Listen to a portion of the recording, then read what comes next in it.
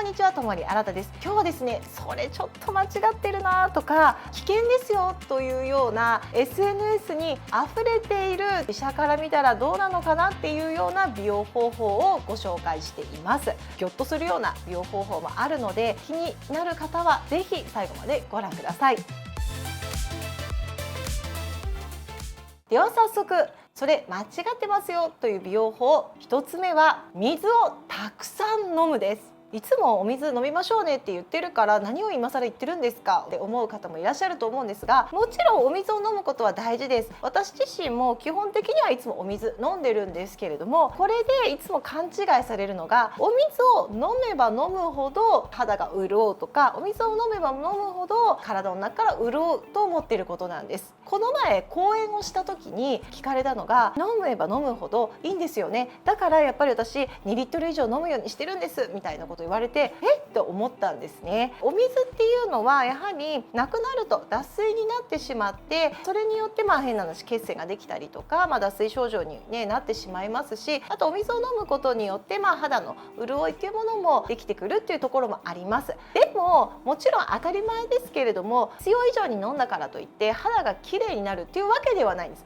飲んだら飲んだほど水がじゃんじゃん溢れ出してくるっていうものでもないので、そこはちょっとたくさん飲むっていうのが限界があるというか、1リットルから1.5リットルぐらいですね、1日に必要な水分量っていうのは、それが食事だったりとかいろんなもので合わさって、1.5リットルから2リットルぐらいになればいいので、全く飲まないのもダメなんですけれども、飲めば飲むほどいいっていうものではありません。飲みすぎてしまうと胃酸が薄まってしまって、消化が悪くなってしまったりとか、冷たいお水を飲むことによって冷えになったりとか、むくみがちになったりとか、あとはこれはもうよっぽどなことがないと起こらないんですが、水中毒みたいなものもありますので、飲んだらすっごくそれだけで綺麗になるからどんどん飲んだらいいっていうものではないですから、適量でお願いします。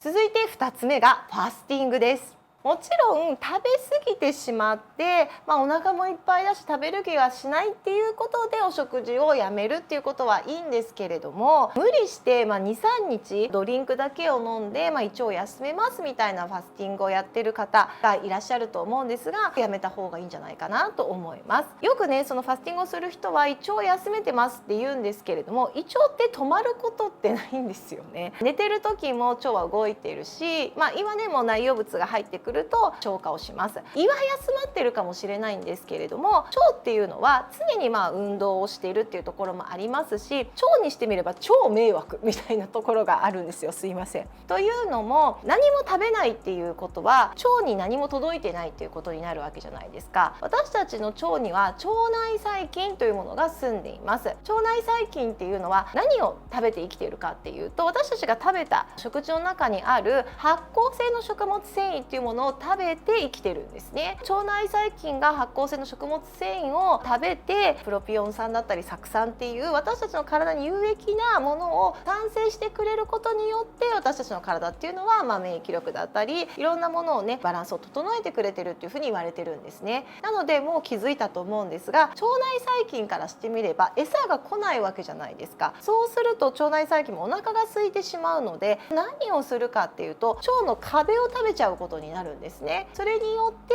腸の炎症みたいなことが起こってしまいます。前の日に食べ過ぎたから1日胃がもたれちゃって食べないとかだったらいいんですけれども、2、3日わざともお腹はすごく空いてるんだけれども、あえて食べないっていうようなファスティングっていうのはやめた方がいいですし、腸内環境のことだけじゃなくて、ファスティングをすると血糖値が下がってしまって低血糖でふらついてしまったりとか、脱水によって血液が濃縮してしまうっていうところもありますので、無理にファスティングをするっていうことは正直やめた方がいいと思います。